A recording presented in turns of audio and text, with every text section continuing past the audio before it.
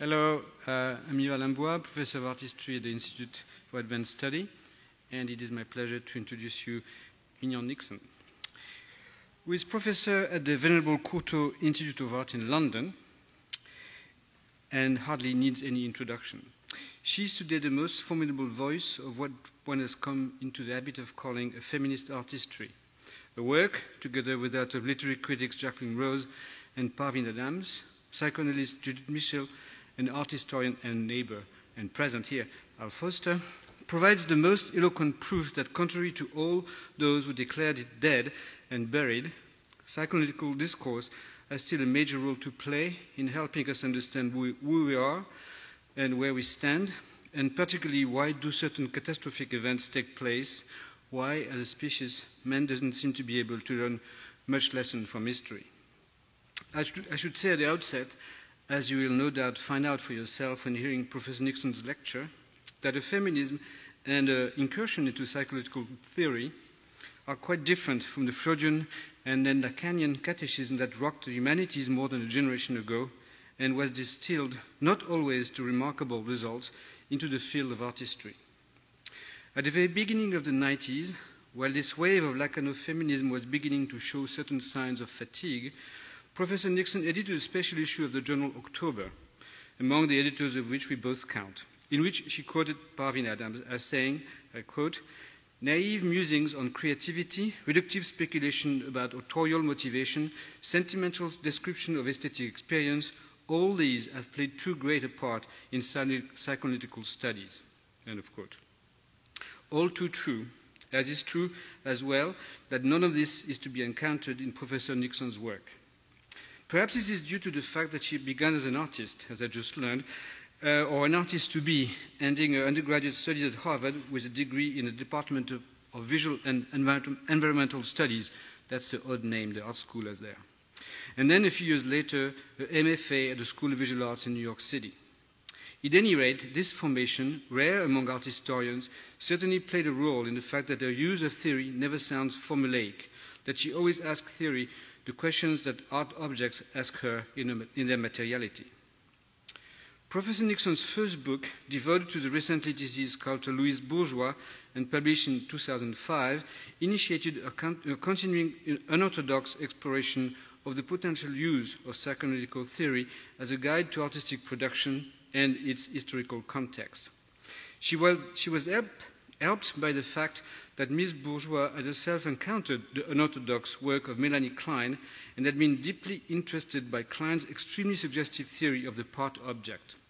This proved to be a very fertile point of departure, as the following passage of this book's introduction makes clear. I quote Professor Nixon. In Freud's Oedipal narrative, the history of the subject begins with regression.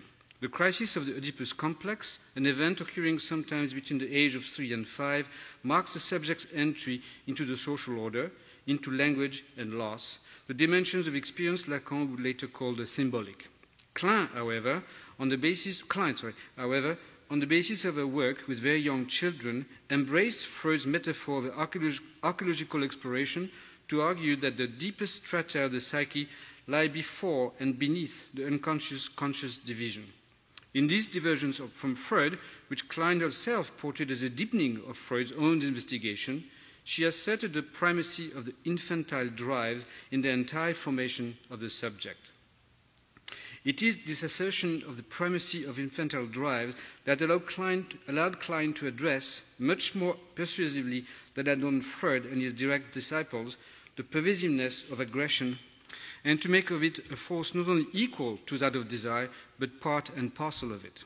And it is the Kleinian suspicion of Freud's binary oppositions that, in turn, formed the basis of Professor Nixon's deconstructive mode when writing about the alliance of repetition, or cyclical time, and seriality, or sequential time, in the work of Eva Esser, about whom she edited a remarkable book in 2002, or Yayoi Kusama. The talk we are going to hear today is part of a book that builds on numerous studies written by Professor Nixon during the past decade.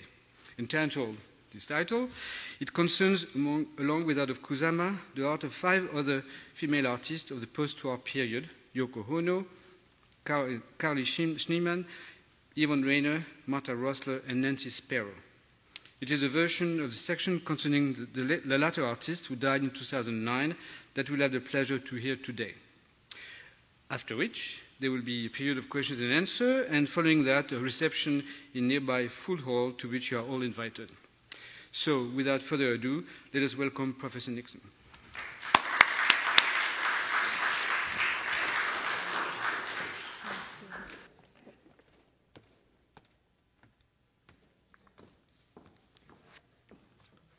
Thank you, Yvan Lambois. Can you hear? Okay. I think they're turning on the microphone. Can you hear now? Yes. Okay, wonderful. Thank you for such a generous introduction and for bringing forward the name Melanie Klein. We'll hear it again. Thank you to all of you who are here. I hope that Princeton offers a cash prize to anyone who comes to hear a talk on the Vietnam War on such a beautiful day as this is. Thinking that that's the case is pretty much the only way that I could manage to give this talk. But it's a tremendous honor to be here, and I greatly appreciate the opportunity.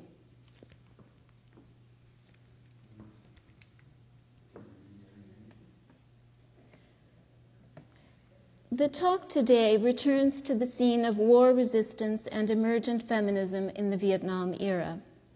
By revisiting artists' responses to the American war in Vietnam, I am also inevitably inquiring into the political and psychical dynamics of our own time of war. My broad question is this: what does art concerned with subjectivity bring to a situation of war and to war protest? More particularly, how might a return to the subject, in a phrase proposed by the Italian psychoanalyst Franco Fornari in the 1960s, bear upon protest in art then and now? Today, I will be focusing on artistic responses to a particular mode of war practiced extensively in Vietnam, the bombing of civilians. Of all the horror that American military power visited upon Vietnam and Indochina, the bombing of civilians was the most destructive, yet the least considered as a problem of subjectivity. To put this statement in the context of our own time, we as citizens of war understand that there is a problem at the level of subjectivity when soldiers kill civilians in cold blood. For Americans of my generation and older, the slaughter of children and babies in their beds in Afghanistan awakens memories of the atrocity of My Lai. When a soldier goes on a killing spree in a village, the event arouses anxious curiosity about what drove him, so far him, to lose it. The bombing of civilians is a different matter. It may stir outraged protest, to be sure. In the era of the American war in Vietnam, the bombing of civilians prompted public agonizing, in some quarters at least, that something was rotten indeed in the state of Denmark. Yet the memory of the war is strangely muted on this subject. The American war in Vietnam is less lamented for its destructive formula, the annihilation of civilians by bombing, than for the failure of that policy to win the war.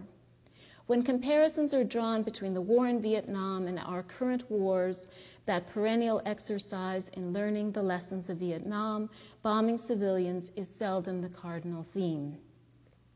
Beginning in 1964, it was the consistent theme of one artist, Nancy Spero, who, in response to the escalating American war in Vietnam, initiated a body of work she called the War Series. Its first motif was the bomb. I started to think about how to address the war. I would do it in such a way as to show the collusion of sex and power, and I would do it in such a way as to shock the viewer. It took me a year to figure out the iconography of the bomb. I wanted it to be obscene because the war was obscene. In Sperm Bomb, this work, a blue mushroom cloud fills the page, its contour traced by the comet-like tails of shrieking heads whose gaping mouths spew out curses in a rain of profanity over needle-stiff bodies littering the ground. Vietnam is recalled as a war of attrition, a quagmire, a guerrilla war, descriptions of the war from the perspective of its perpetrators. In Vietnam, American soldiers were fired on, booby-trapped, ambushed, and shot down. They were captured but not bombed, and American civilians were immune to harm except from returning veterans and, in the case of protesters, from the police and National Guard. Although the war in Vietnam may be remembered as both a military failure and a moral failure, have you ever tried asking an undergraduate class why that is so? Someone, in England at least, will likely mention the massacre in Ohio, but most will be hazy about what gave rise to those protests in the first place. In my experience, more suggests the massacre of My Lai as the precipitating incident for Kent State than revelations about the illegal bombing of Cambodia. This is not to renew the complaint that students are ignorant of history. We all are. And anyway, My Lai, like the bombing of Cambodia, did galvanize student protest when it came to the attention of the public. My point is a different, if equally obvious one. The story of the American war in Vietnam that has been passed down through the generations is subjective, a term I use here not as an epithet, but as a problem worthy of reflection. Art is interested in the subjective dynamics of history.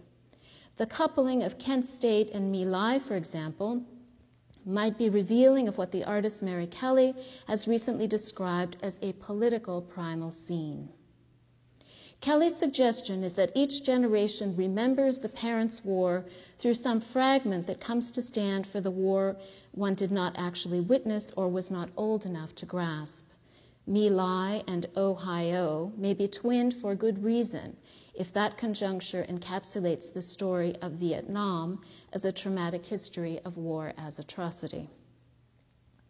Political memory of the national trauma of Vietnam for the most part recalls the bombing of civilians only indirectly by recalling the so-called war at home that divided the citizenry over that policy.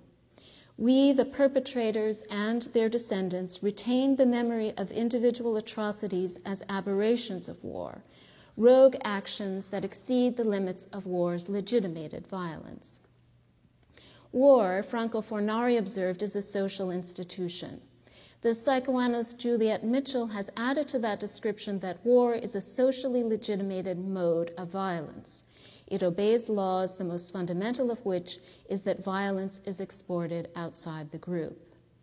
And this legitimate form of violence, Mitchell maintains, always encompasses a measure of illegitimate violence. All wars become dirty wars, tainted by cruelties that are not socially sanctioned, even in the promulgation of war.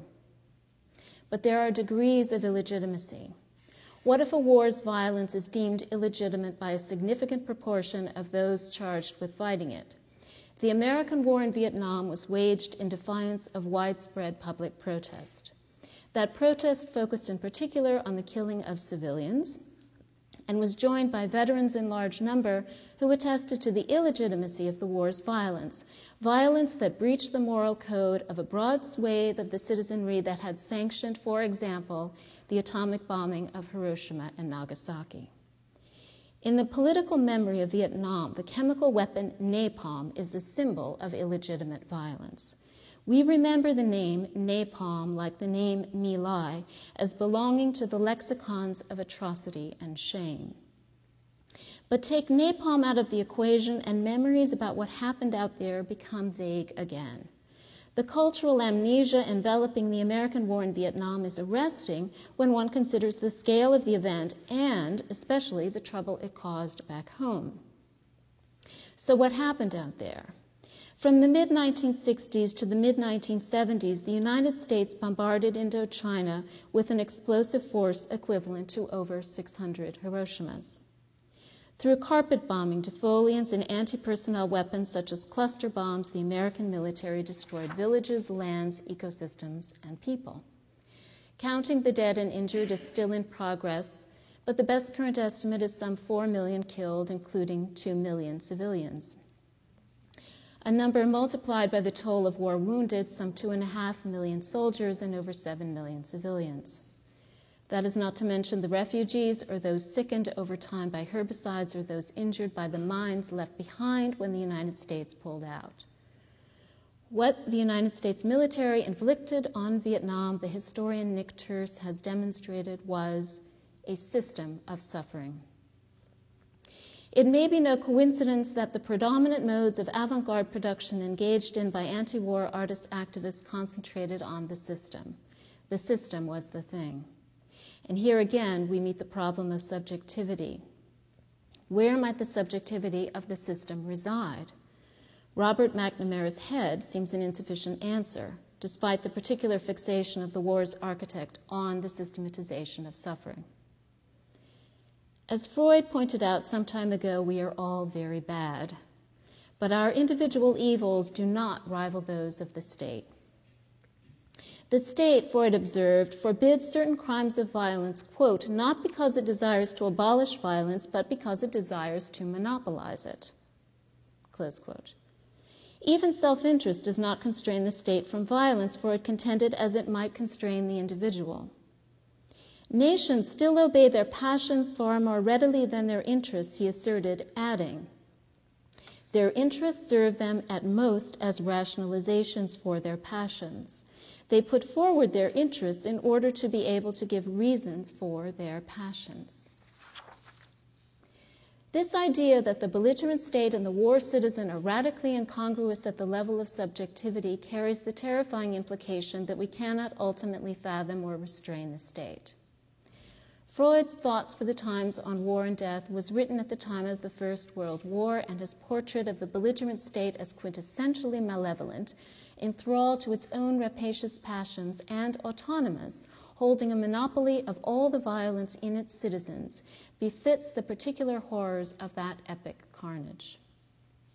Yet, as Franco Fornari would later observe, writing in response to the Cold War and the nuclear threat, Freud's pessimism also facilitates an anti-war politics.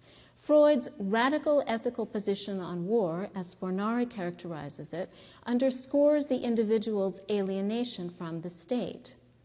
So while it is in one sense horrifying to imagine the belligerent state as sociopathic, capable of anything stopping at nothing, that proposition also allows for a disidentification with the state upon which an anti-war stance fundamentally depends. Yet, if the belligerent state is sociopathic and holds a monopoly on violence, how do we translate alienation from the state into political resistance to war? How do we confront the belligerent state that holds a monopoly on violence? Fornari's answer, conceived in response to the nuclear threat, is predicated on what he calls the pantoclastic prospect of nuclear annihilation. Fornari understands war as a necessary social institution for, as he puts it, exporting the problems of the inner world to the outer world. It is easy for certain political operators to present war as a dramatic but definitely desirable event, he explains, because war projects paranoid anxiety, aptly named by him the internal terrifier, onto an external enemy we can fight.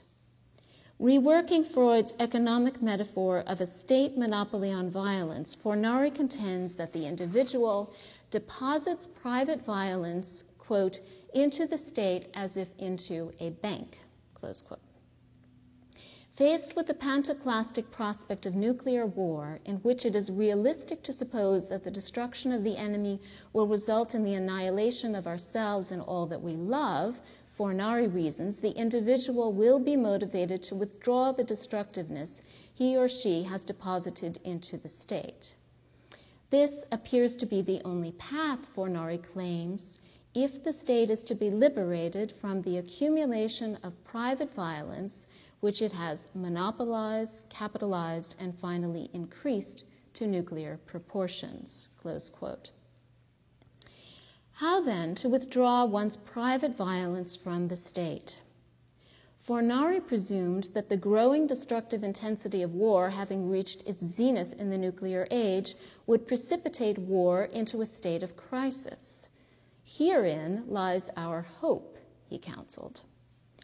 The pantoclastic prospect would, he predicted, make war untenable and so galvanize a process of political change by which the state would ultimately become subject to the same laws of individual ethics as its citizens, exactly what Freud had deemed to be impossible. Publishing The Psychoanalysis of War in its Italian edition in 1966, Fornari did not consider the phenomenon of so-called limited war, in which the great powers could avoid the pantoclastic prospect through proxy wars while continuing to invoke nuclear annihilation as an ultimate threat. The American war in Vietnam was such a war, and it amply demonstrated the persistence of the war phenomenon, as Fornari called it, into the nuclear age.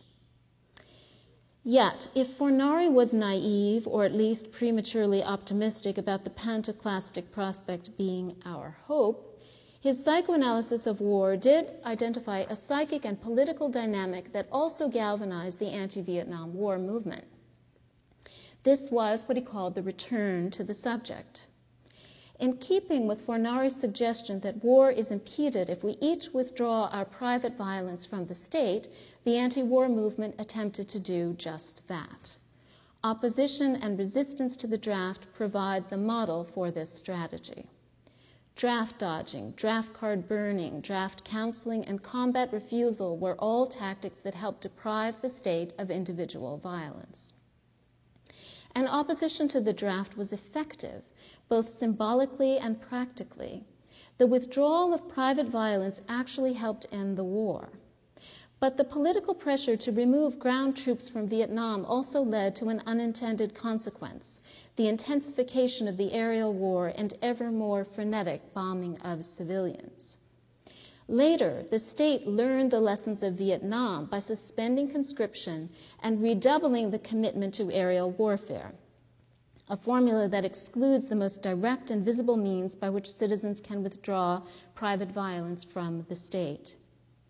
Drones, baby, drones is the current mantra of the militarized state, as Defense Secretary Robert Gates declared, reviving a radical left patois, burn, baby, burn, newly adopted by the radical right, drill, baby, drill, that betrayed the drone policy's antecedents in the Vietnam era. The beauty of drones, of course, is that they further attenuate the possibility of ascribing a subject to the destructive violence of a bomb. Opposition to the war in Vietnam was fundamentally predicated on the urgent necessity of returning to the subject, as Fornari expressed this principle. A return to the subject means in part to assume individual responsibility for war. This sounds like and is an ethical gesture, but here the ethical is bound up with the psychical. For in Fornari's terms, to take responsibility for war, to say, I am responsible for this war, entails tracing the war phenomenon to the unconscious. I recognize that this thesis may be misunderstood, the psychoanalyst acknowledged, as a mystical thesis, specifically on the grounds that it does not properly show the importance of the realistic motives for war, close quote. That objection may be in some of your minds right now. But Fornari's call for a return to the subject has political import, for it broaches the question of guilt, without which opposition to war is blocked as a political demand. Guilt, Fornari maintains, following Melanie Klein, is a depressive emotion. We fear harming our own loved ones, and out of that anxiety about the potential destructive effects of our violent impulses develops an ethical concern about harming others in principle. But once vested in the group, the destructive impulses that we individuals feel guilty about can be safely projected onto our enemies. In war, in particular, destructive impulses are politically transformed into necessary defenses. War offers us license to hate for the common good. Still, Fornari suggests, even if groups are resistant to guilt, they are not immune to it, and the guilt of the group can be aroused and strengthened. The cultivation of guilt depends upon a return to the subject. When individuals assume the burden of guilt and accept personal responsibility for war, especially at the level of the unconscious, This move calls into question the stark splitting of individual and group subjectivity on which the bellicose state depends. By declaring, I am responsible for this war, the individual rejects the alibi that violence committed by the state on behalf of the group does not reflect upon me, that my personal morality remains intact whatever the state may do, especially if I oppose its wars. Here I am arguing for a distinction between opposition to war, in which the individual declares her or his alienation from the state and disavows its violence, saying, in effect, I am not responsible for this war because I don't support it, or even reclaims her or his private violence to use against the state, as in the case of militant protest, and opposition to war in which the individual protester lays claim to guilt and attempts to share this guilt, to cultivate it in the group, and ultimately to bring it to bear on the state. In this mode of protest, the individual or the individual group makes a symbolic offering of guilt and presents her, him, or itself as a survivor of the guilt that the body politic anxiously avoids. For the unwillingness or incapacity of the state, or the proponents of war, or even the anti-war protester to bear the guilt of war is a psychic obstacle to bringing war to an end, and, as pressing for us today, to recalling the destruction of wars past. Or that, at least, is my understanding of the stance adopted by some artists who oppose the war in Vietnam by attempting, as Fornari suggests, to effect a return to the subject, and to act on the proposition that each of us is responsible for war. So I now want to take a look at one of these artists, Nancy Spero. In 1964, Nancy Spero and her husband, the painter Leon Golub, returned to the United States from an extended sojourn in Paris with their 3 young sons and settled in New York. Confronted with the escalating American military involvement in Vietnam, both artists assumed an obligation to respond. I started off painting the bomb and total destruction, Sparrow recalled. I was so impatient I would spit and rub. Wetting and scouring the fragile, wrinkled sheets of paper with gouache and ink, she generated an imagery of ferocious, apocalyptic violence. It took me a year to figure out the iconography of the bomb, Sparrow remembered. The column of the bomb would be the body of a man. The resulting clouds would be angry heads spewing out poison on the victims. In place of a head to reason, a dark cloud bristles with Maenad-like heads in profile screaming madly, tongues thrust out like the poisoned tips of projectiles. Smeared on and rubbed in, the brown medium conjures a fecal cloud, the noxious discharge of a filthy, stinking, dirty war. Twin phalli shoot out from the crotch, gape-mouthed gorgon heads spewing blood-red venom like their Maenad sisters in the cloud above. The iconography of the bomb draws on ancient tropes of madness and sexualized violence. The medium of watery gouache and ink applied to thin sheets of rice paper confers on some drawings an eerie, incongruous delicacy like that of a stain. This male bomb, with its erect penis grotesquely extended, ejaculates murderously, its venomous spray depicted as an army of dagger tongues hurtling to the ground from the watery nimbus of a pale mushroom cloud. As if some deft graffitist had daubed a screaming hard-on and a squad of sperm furies onto a sheet of paper already spattered with blood-pink and urine-yellow stains, the figure evokes a frenzied sexual violence. At the same time, this angry work performs an act of outraged protest against such violence. The vehicle of that destruction is vaporous. Rose-tinted like a dawn sky, the toxic cloud above the male bomb assumes the menacing suggestion of poison gas. Flaming jellied gasoline, which burns and burns, was the graphic description of napalm provided in a leaflet issued by Women's Strike for Peace in the autumn of 1966.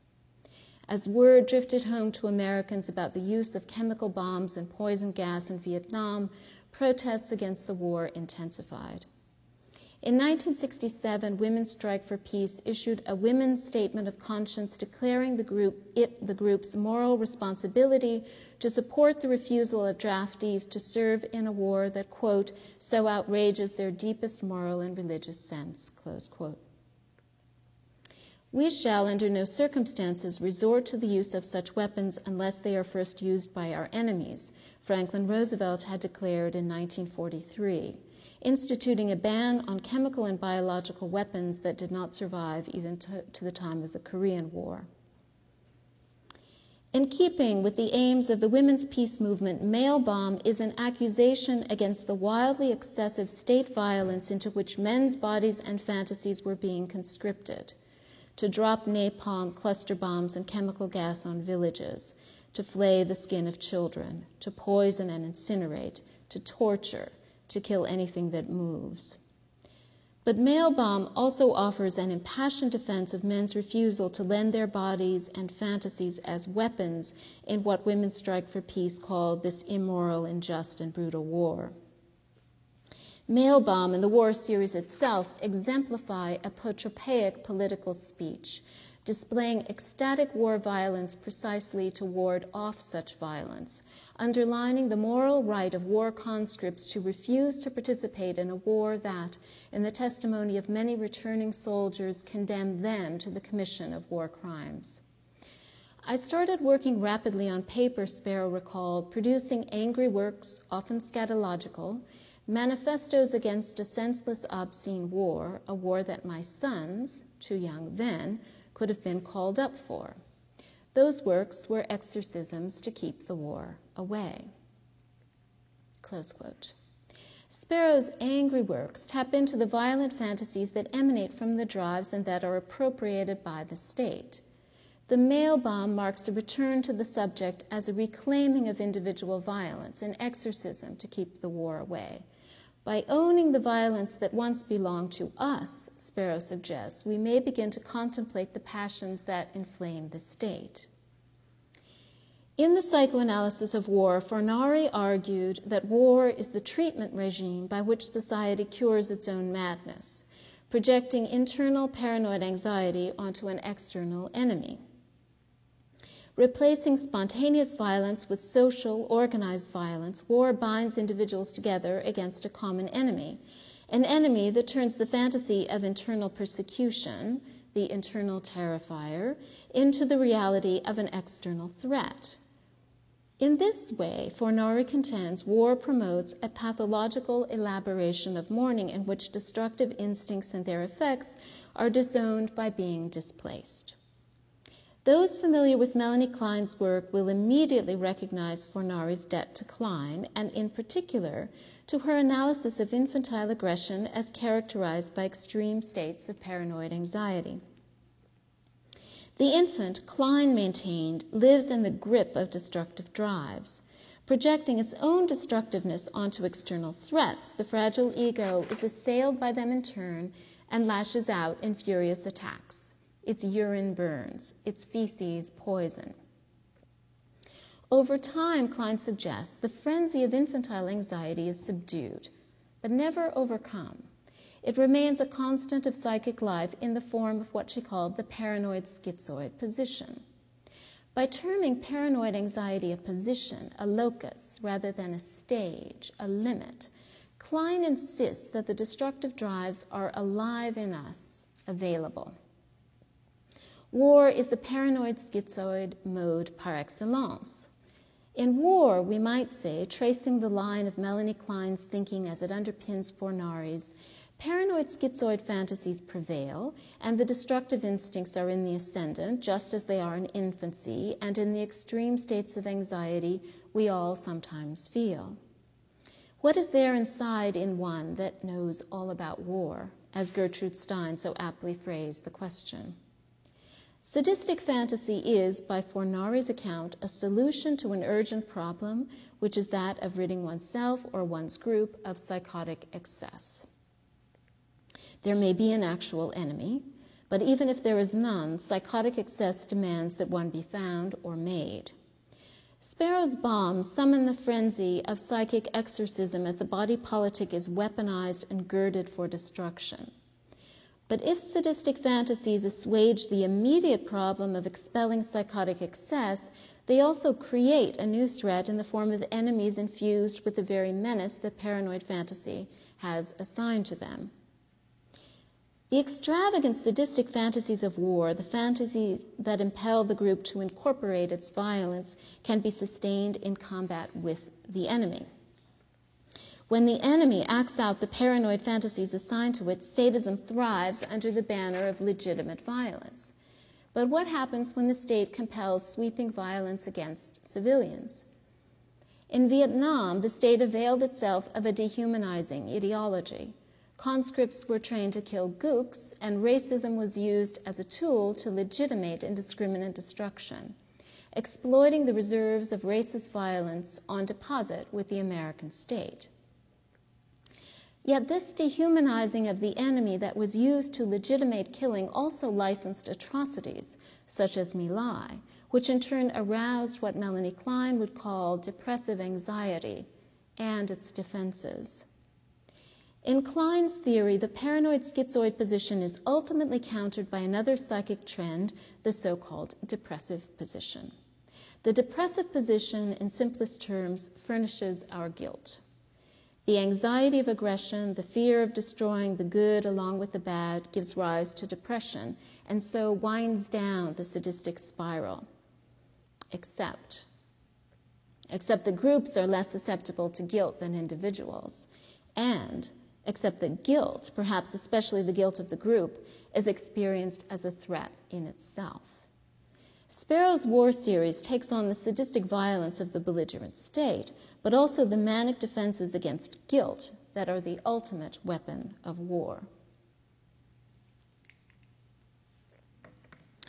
In Vietnam, pilots were ordered to kill civilians, to spray poison and napalm, to flatten villages and burn agricultural lands, to drop CBUs or cluster bombs and other anti-personnel weapons in military parlance on defenseless people. They did not see their victims. "I didn't drop napalm," one veteran recalled, "but I dropped other things just as bad. We used to drop canister upon canister of these things with 200 tumbling little balls with something like 600 pellets in each ball that would blow out as soon as the thing hit the ground and shred people to pieces." Cluster bombs couldn't destroy anything except people. Once embedded, the pellets could not be removed from the victim's flesh. On a 1967 visit to North Vietnam, Women's Strike for Peace members received fragments of CBU bombs as souvenirs to show Americans back home.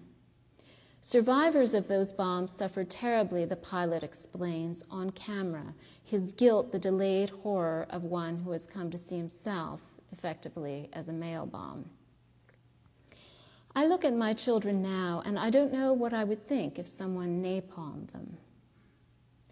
But from the height of the plane, the bomb's effects were invisible. The pilot never could see the people, only occasionally the houses. When you were bombing around a village or bombing in a village, you never heard the explosion, you never saw any blood or heard any screams. It was very clean. Sparrow's bombs are dirty bombs. In bomb shitting, a bomber shits infant heads. From the Janus-headed cloud, gaping mouths hurl fire. Below, the column of the bomb is no longer the body of a man ejaculating poison, but a smeared backside releasing an exploding shitstorm of baby bombs. Thrusting out their blood-red tongues as they tumble heavily to the ground, the round Gerber baby faces announce themselves with first cries. Bomb shitting portrays childbirth itself as a violent expulsion, a defecation. To body forth is to eliminate, to be born is to be disgorged. As if in anticipation of their destiny as cannon fodder for war, these baby bombs are born killers and born to die. The cycle of creation is converted to a vicious circle of destruction in which the role of the maternal body is to issue, to shit out the next generation of war waste. In the war series, the female bomb is not the opposite of the male bomb, but is another destructive corporeal fantasy, as in a multi-breasted goddess raining blood or fulminating mushroom clouds. As an exorcism to keep the war away, the female bombs repudiate but do not deny feminine and maternal complicity in war. And this complicity of the maternal feminine in particular, Sparrow suggests, is a potent defense against war guilt. My anger really flowed with the war series, thinking as a mother, Sparrow recalled. Everything burst out. In its indictment of imperialist fantasies, the war series protests the war in Vietnam, but also the political exclusion of voices raised against it, in particular those of women. Sparrow would later remark that she exploited the anger she felt at being marginalized as a woman artist and mother to articulate a feminist critique of the war. The imagery Sparrow devised for this critique, however, hardly complies with conventional expectations of what an artist thinking as a mother might produce. What Sparrow does as an artist thinking as a mother is to incarnate the phantasmatic dimension of war, to invoke the infantile mania that pervades even the most calculated and controlled forms of aggression. In Sparrow's evocation, the maternal and the infantile converge in fantasies that alternately stir and thwart the trend of war.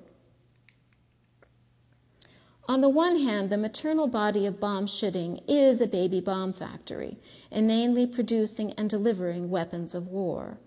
On the other, this figure conjures the repressed of war, which is the vulnerability of phallic masculinity, the hygienic conceit of a machine dropping its payload onto a target with pinpoint precision, now replaced by the incontinent one of uncontrolled diarrheal defecation. As a counter-image to advanced aerial technology trumpeted as the ultimate expression of phallic mastery and control, bomb shitting portrays masteries repressed, a body that shits itself. In Vietnam, bombing failed, to the bewilderment of American officials. And what, after all, was it intended to do? The aim, historian Marilyn Young explains, was to send a message. Bombing was meant as an instrument of communication, a language of violence, as she puts it.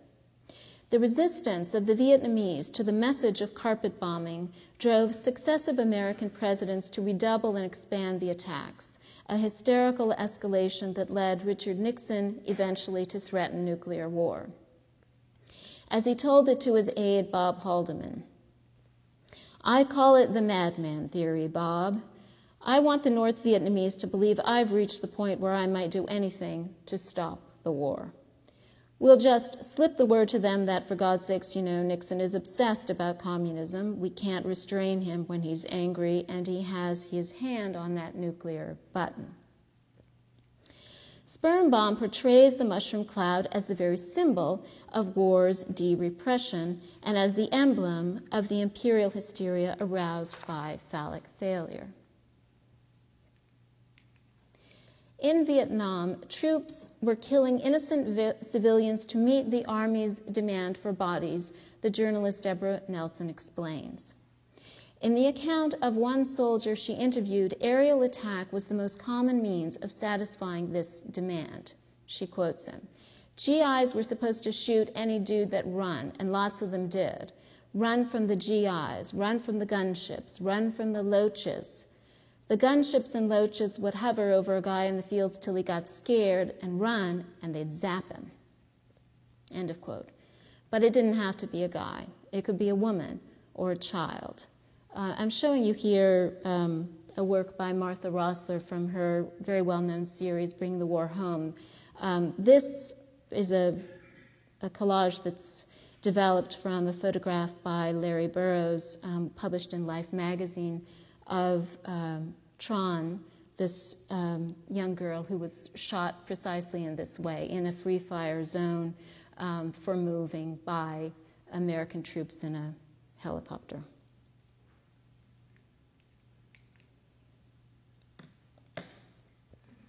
In Fuck, 7 silver jets trace a frenzied spiral in the sky bearing on their shiny wings the insignia not of USA, the nation state, but of the impassioned state, F-U-C-K. Here, the sexualized violence wreaked on the war victim, the sex act that accompanies the act of killing, is given a distinctly and disturbingly intimate inflection. Tiny, helpless, naked bodies in the throes of death are the quarry dangling from every fiery mouth, the nose of every plane transformed to a serpent's maw, in a gruesome exhibition of sexualized killing, of blood lust. Each mouth bent on engorgement grasps a single minute figure, a distinctive pose describing the fate of the captive as its body is devoured. Pinned by the calves, a figure swings along the bottom margin of the page like an acrobat on a trapeze. Above her, the graceful legs of another dangle pathetically, knees daintily clasped together, head and torso swallowed to the hips by a ravenous snout that inhales its prisoner with a mixture of malice and ardor. At the left-hand corner of the page, almost illegible, a figure careers frantically, clasped at the feet.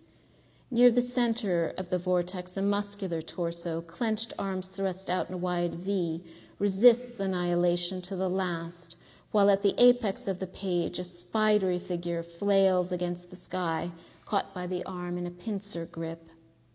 This hectic energy only intensifies to the right of the page, in the plane's pursuit of bodies bent over and splayed sadistically, hanging in the sky like bloodied prey, their grotesque predicaments enhanced by the artist's extreme delicacy of rendering.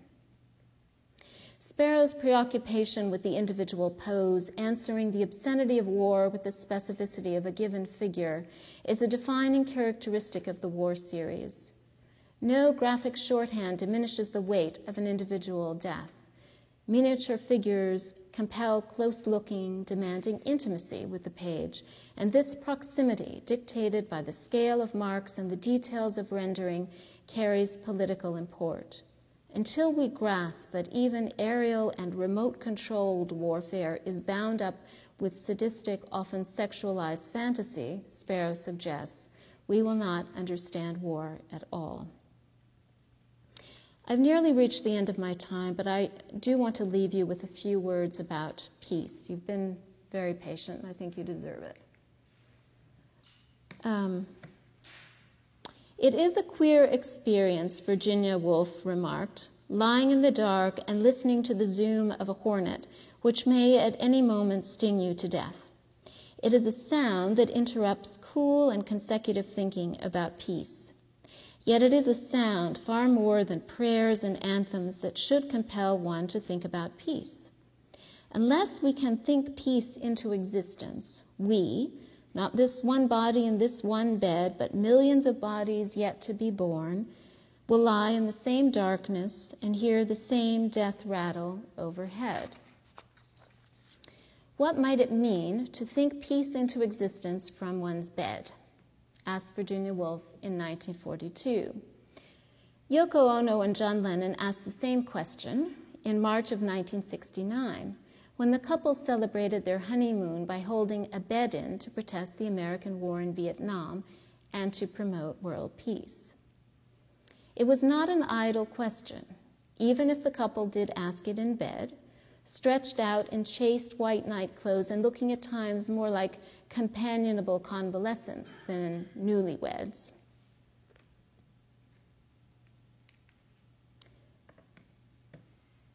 Surrounded by representatives of the world's press who had gathered at the Amsterdam Hilton in anticipation of a more titillating spectacle, the couple offered a week-long teach-in on the proposition that to think peace into existence might require the concerted inaction of millions of bodies lying in bed. Like Woolf, both Ono and Lennon had lain under the zoom of a hornet. As a child of 12, hunkered down in the family bunker on the outskirts of Tokyo, Ono survived the firebombing of that city on the night of March 9, 1945, when American B-29s dropped bombs, gasoline, and napalm on the city, burning it to the ground. 5 years earlier, on the night of October 9, 1940, John Lennon was born amid German Luftwaffe bombing raids on Liverpool. At the bed-in, primly dressed in an old-fashioned nightdress and striped pajamas, Ono and Lennon revived a commonplace tableau of the Second World War in which civilians under enemy bombing huddled in the darkness to think about peace as war rained down upon them from the night skies at opposite ends of the earth. By enacting a public ritual of peace and the celebration of a marriage between citizens of former enemies, a union that crossed barriers of culture, class, and race, they offered their coming together as a symbol of hope. War in the sky, Virginia Woolf believed, compelled the would-be sleeper to do what a soldier could not. If he stops to think, he may be killed, and we too. So let's think for him. The bed-in echoes Woolf's appeal to the war citizen not to act, but to think. Ono and Lennon stopped. The stillness of their marathon encounters with the world's press, talking in bed for a week, as the song says, offered pacific resistance to the mania of war. Staged first in Amsterdam, a European youth capital, and then in Toronto and Montreal, Canadian havens for American draft resistors and deserters, the bed-in expressed solidarity with nonviolent protest, conscientious objection, draft dodging, and a worldwide peace movement of those being ordered to do the killing and dying, the young. So there they are in Amsterdam, talking to the press on the phone, and this was the scene when they came to Canada. As an expression of the alternative politics of the era, the bed-in has been obscured by an anti-war discourse dominated by narratives of activism over pacifism.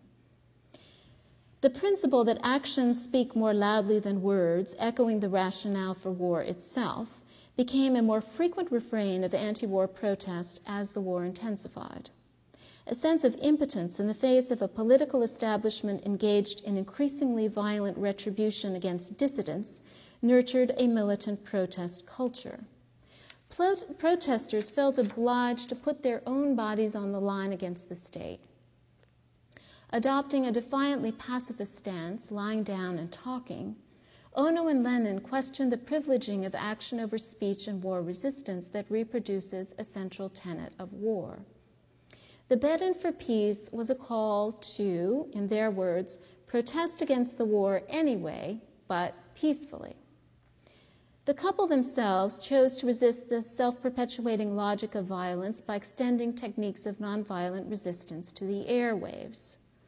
And in an echo of the television news formula pioneered in Vietnam that sends journalists to embed with the military in the war zone, Ono and Lennon invited reporters to embed with them in covering a live peace story.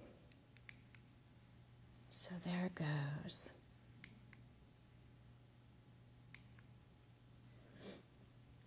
Asked by a reporter what the couple would do in case of a war, as if there were no war, as if they were not doing anything, Ono replied, "We are all in this, you see. We are all in the same society and in the world, and everything that happens to us is our responsibility." Close quote. From this perspective, the destructive impulses are a political problem of war and of opposition to war alike. For Woolf, thinking about peace is a psychic labor, an effort, as she puts it, to drag up into consciousness that which holds us down, the desire for aggression, the desire to dominate and enslave. To think about peace is to focus not on an enemy or even on war, but on oneself, to find the warlike subject within. The task of thinking peace into existence, therefore, begins with seeking the unconscious of destruction in the darkness, in bed, at night, even in an air raid or on a honeymoon. Writing in 1966, in the midst of the war in Vietnam, Franco Fornari had made a similar point. In tracing the war phenomenon to the unconscious of each, he observed, we arrive at considering each responsible for war. In a return to the subject, Ono and Lennon enacted a kind of talking cure for peace. transforming intimate relationships, they suggested, is part of making peace, part of what needs to be done in bed to prevent war. So I close on a note of hope. Perhaps there is something you too can do for peace tonight. Thank you.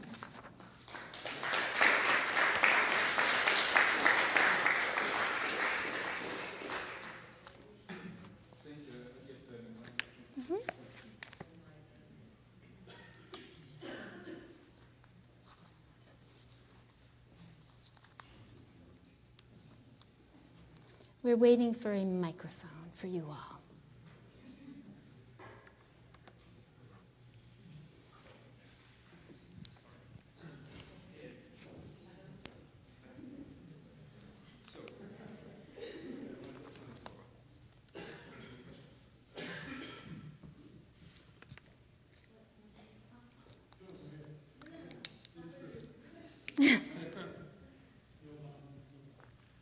Such comedy this has inspired. Thank you for the lecture, Mignon. My question is a familiar one from studies of surrealism. And it's this. How can drives, even fantasies, destructive ones, be represented? In Sparrow, there's recourse to given images of the destructive. And when she resorts to Medusa, I mean, how do you represent, for example, an apotropaic reaction without reference to such a cliche, really? I mean, when in your work on Louise Bourgeois, Neva Hess, I mean, these are artists who don't work in such a representational register. I mean, is there a problem for you there in Sparrow? Well, let's look.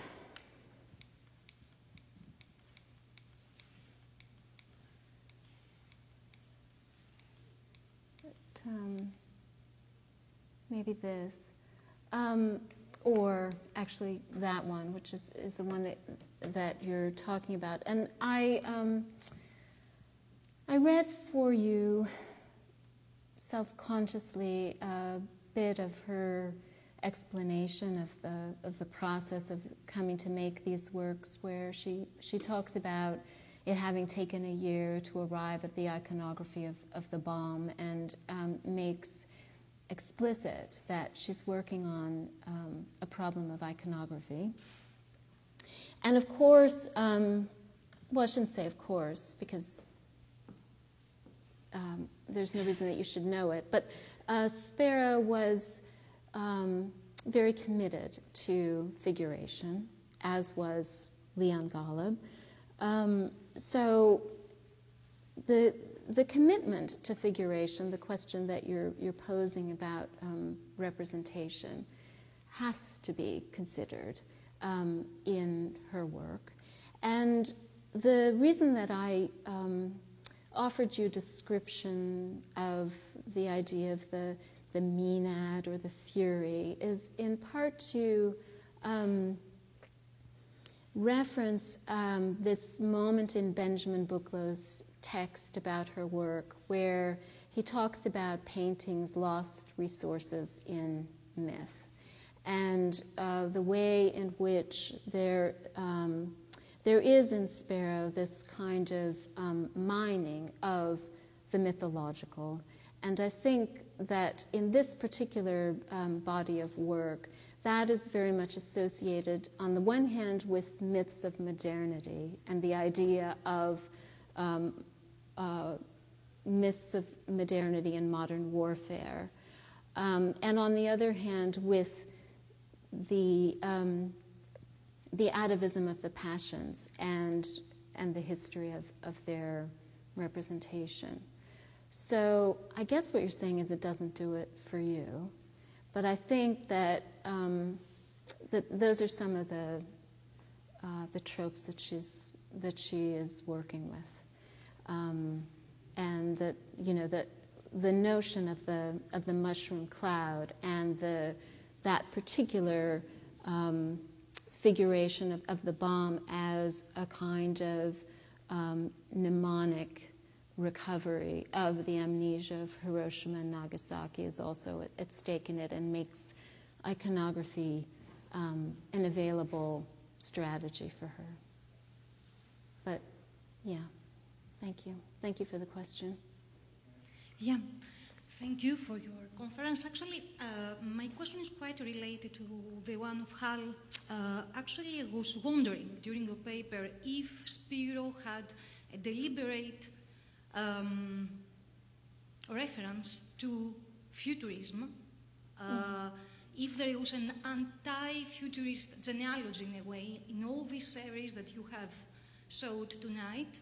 And I'm not only thinking of masculinity, power, but also this symbolism of the body and the war, and also of the limit of futurism. I mean, of this symbolization of its subject. There's always this contradiction in a way between form and symbol in them. And in a way, there is the same thing in Spero. So I don't know if you have thought of this, these links, or if you know if Spero was determined in a way or another by this avant-garde masculinity power thing. Okay, well, on the one hand, Spero's engagement with modern art movements, with the avant-garde, is quite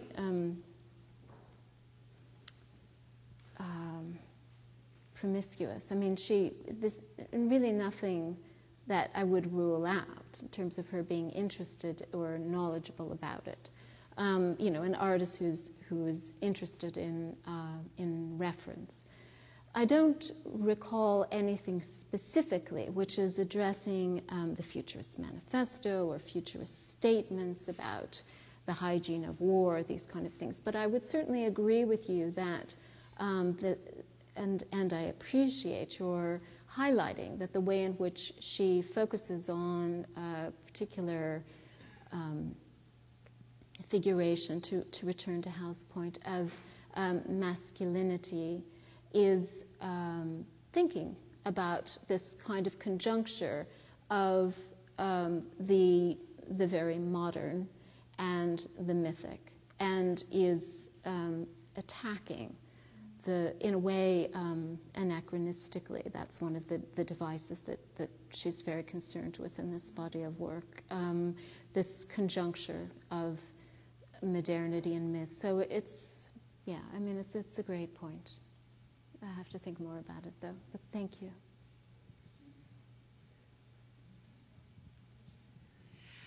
Thank you so much. I've known these works for a long time, but never have heard someone talk about them so deeply, and to talk about them in relation to the war.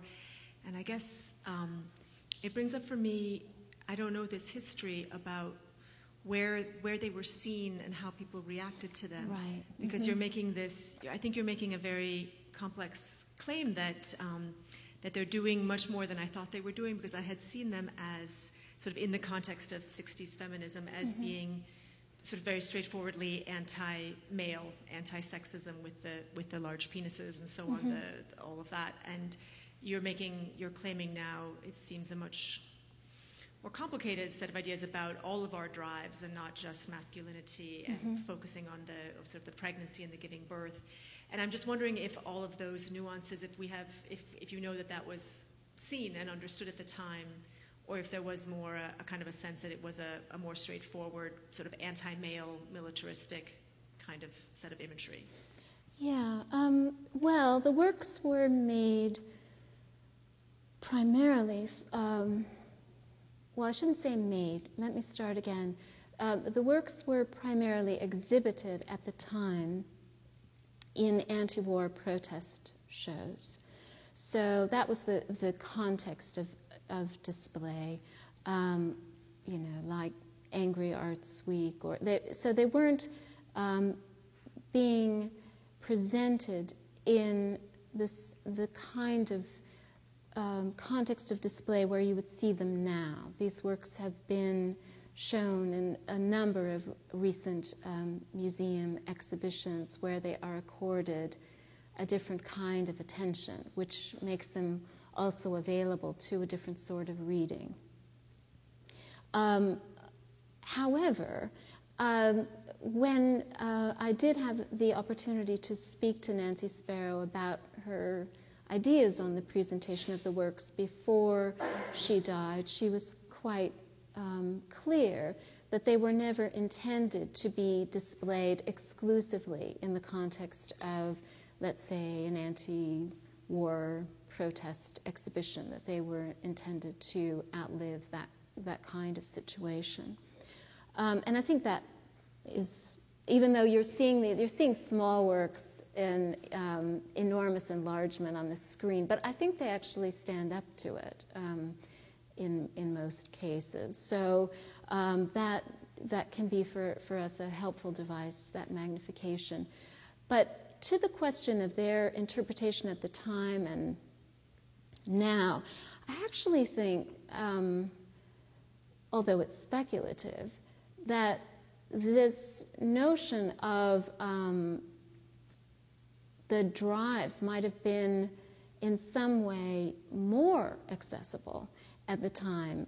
That is to say that the feminist reading of Sparrow's work did come later because it wasn't really available at the time. So she later became really considered as a feminist artist and contributed to that reception of her work. It's extremely important in terms of the development of her work, that discourse.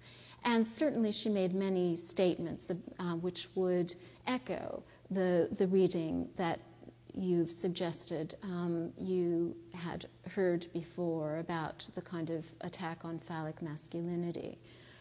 What got me thinking about it was reading so much about the women's strike for peace and the particular idea of the anti-war movement of focusing on the draft and on kind of the problem of what to do for men being put into a situation of war. And since Sparrow had made the comment about her sons and had talked about these works so much in terms of working as a mother, that resonated with the rhetoric of women's strike for peace in a kind of an interesting way. So I would guess that for the audiences for whom these works were intended, which were not necessarily art audiences, but general anti-war audiences, that kind of reading that I'm doing now as a historical sort of activity might have been much more available than we possibly imagined. But that's speculative on my part. I would just add to that one of the things that became very important to me for thinking about this was when I was teaching and showing these works, and a lot of the male students were just really concerned about the aggression that was being attributed to them through the discussion of these works. And it seemed to me that somehow we were, we in the seminar and the critical literature as well, was missing something very important about what this work was meant to do in terms of representing in terms of functioning apotropaically to own violence and prevent men from having to engage in it rather than simply to represent men as aggressive. So those are the parts of it. But I'm doing a lot of guesswork here, of course. Thank you, Christina, for the question very, very much. I have a question a little related to some of the... Does that work? I don't even know if it works. Previous questions, which is... Does it work? I can hear you. You know, by especially in comparing with the images of Martha Rossler. Yeah. So I'm struck by the fact that on one hand, Spero never as any imaging from the point of view of the victims. And second, by your long preamble at the beginning, where you spoke about the fact that in the press at the time, and in talks about the war at the time, the massive bombing of civilians was not exactly what prompted the protest. Now, that remind me of a proposition that was made some time ago about Guernica as being the first painting, the first artwork responding to a new invention in warfare, which is the bombing, the deliberate bombing of Guernica, which was as a kind of test. But that's what Guernica was. That was the idea that you can't even be safe at home. There's no refuge. You can be shot everywhere. So the massive bombing of Vietnam everywhere, absolutely in fields, everywhere, the Guernica phenomenon multiplied by thousands. So why do you think that, since guilt was an important topic of Spero, why do you think she never took the point of view of the victim in her imagery? Well, I think that she did, actually.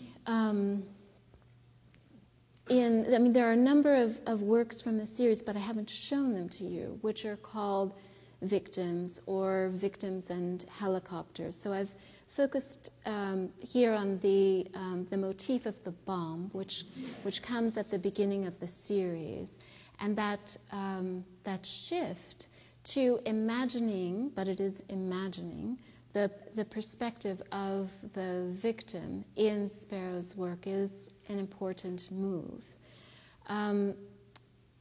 What's also important, I think, in your question is thinking about how guilt works when you're talking about photographically based works or imaginative works of the kind that Spero was principally concerned with. So I suppose there is a problem in that I haven't given you the full arc of the war series, and had I been able to do that, I hope that I would have been able also to convince you that that move that she makes from taking up the position of the perpetrator to trying to, which I think is very important in terms of taking that as the position that one is given and working with that, to this sort of imaginative identification with the victim, which seems to be mediated both by, on the one hand, feminism, and on the other hand, specifically Guernica, is a troubled and an interesting move. And of course, another part of that story is the way in which Guernica came into protests against the war in Vietnam, and I'm not going to go back to it, but the My Lai poster and babies at the beginning, which was deployed in the space of the Museum of Modern Art by the Guerrilla Arts Action Group in front of the Guernica, attempted to associate these two things: atrocity, where we can in some way understand the plight of the victim, and bombing, so to kind of dramatize that conjuncture that had its effect on Sparrow, like many other artists of the period. So I suppose I would just say, please don't take what I've said to you as being the final word on the question of Sparrow's war series. Just a quick point. Can't the bomb be also read as the body in pieces? In other words, as the victim as well? Yeah. Well, not this one. in this one, you do see the victims. The victims are in some sense represented there. And if you could see it really, you would be able to pick up the particularities of the representation, even of each of those little sticks, that is the figure of a victim. But the fragmentation of the body,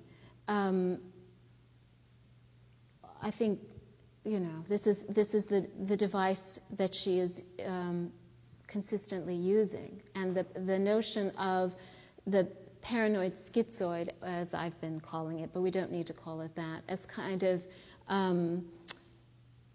both, on the one hand, making boundaries rigid through processes like splitting, and on the other hand, eroding them so that the perpetrator and the weapon and the victim all become part of this one situation. Both of those operations are happening. So that's how I think she gets into this problem. And then there are later works which focus more specifically on the victim, but where then the victim also becomes the aggressor. But I don't have them to show you, so. But it would make your point even better than you've already made it.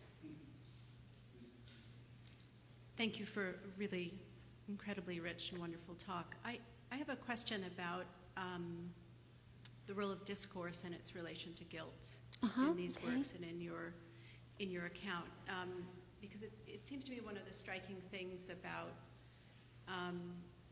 the Sparrow works, and one of the things that I think really strengthens your claim for an identification with a position of guilt-bearing, is the way that language figures in the pictures. So I was struck that you referred to these what juts out of the mouths here as tongues, because it seems to me that here too the bloody spew is almost here a figure for what elsewhere really is discursive. So in the bomb, all of those phrases that are so deliberately shown to us, also in reversals and things like that, that indicate they're belonging to a world of representation. All of those repeated fuck yous, which I read them as something that she is, as it were, saying as she draws, that the expletives belong to the process, but also to the process of the infliction of violence. So I guess my question is there a role also in terms of your Kleinian framing, potentially, of the assumption of a position of guilt as being one where one has access to a certain kind of discursive account of relation that doesn't belong to the paranoid schizoid? So obviously you began with that incredible poster where there's showing that horrible photograph, and then there's the incredibly smart move of making it into a dialogue, right? The Q&A. Yeah. And I just wonder, does that bear a relationship to the Kleinian schema here? Well, I think, first of all, it's a great question. Thank you, Bridget, for that. The fact that she uses expletives, that the terms that she's using in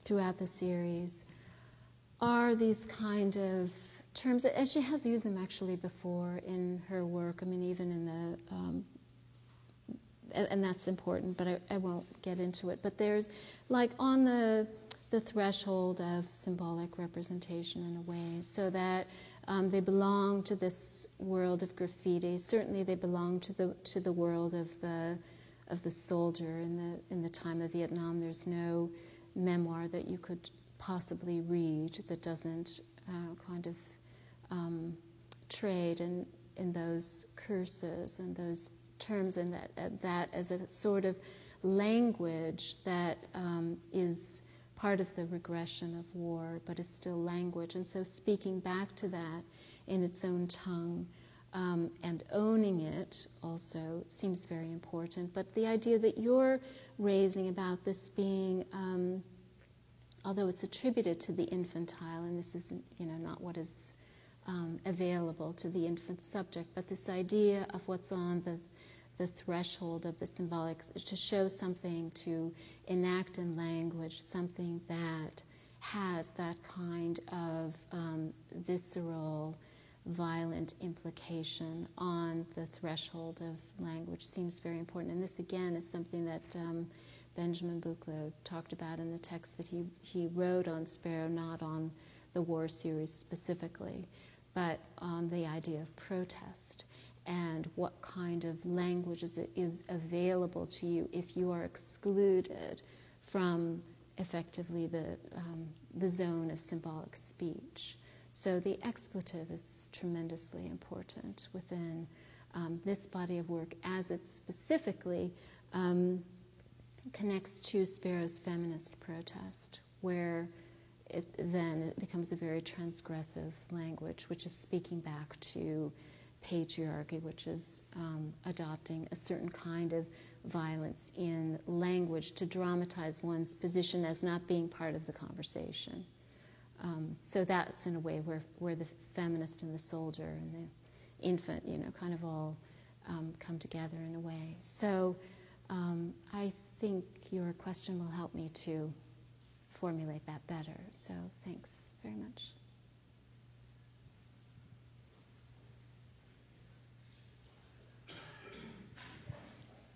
So I wonder what John and Oko would have thought of Sparrow. What? I'm sorry. Well, I'm saying I wonder what John and Oko would have thought of Sparrow's Oh, work. right. Because right. on the one hand you have a kind of reduction of violence to sexuality in Sparrow, and in John and Oko you have sexuality as the expression of pacifism. So maybe sexuality is just the dependent variable here. We can't really reduce war to sexuality, nor can you really reduce peace to it. It's what was on people's minds in the 1960s. Yeah, that's a good point. Let's look at them for a minute. One of the things that your question, and thank you for your question, one of the things that it points up for me that I have been thinking about in contemplating these two bodies of work and how they sit together is the extent to which in the Bed-In for Peace there was the expectation that the expectation created by Ono and Lenin, but that very much magnified by the press, that their staging of their honeymoon as a bed-in would be a very sexy event, that this would be a kind of exciting display. And so their decision to dress in a nightgown and pajamas and to have this, spend all their time talking and not touching very much, it nevertheless is described as being, as you're saying, kind of a sexy thing.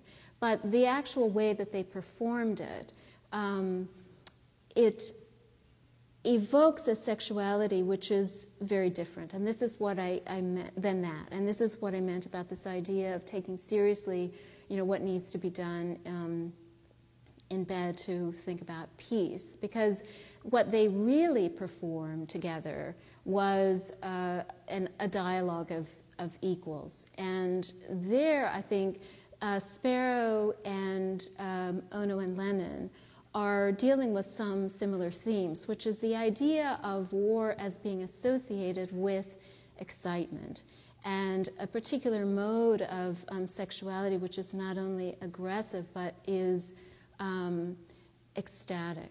And they very self-consciously, in the performance of the Bed-In, muted that mode of ecstasy that is associated with the excitement of war, where they might alternatively have accentuated it in keeping with the sort of notion of make love not war as a slogan that they also do use in the Bed-In itself in addressing, for example, the protesters at Berkeley, which was the live peace story that was going on at the time of the Montreal protest. So I think it's a really insightful question that you're asking, because in their different ways, I think they're both dealing with this question of the sexualization of violence and what's at stake in that, and that you can't simply, pretend it isn't there. but how to work that through at the level of a kind of artistic response to war is a problem they both take on. Yeah. All right, I think we should thank you very much. Thank you very much. Thank you so much for coming out.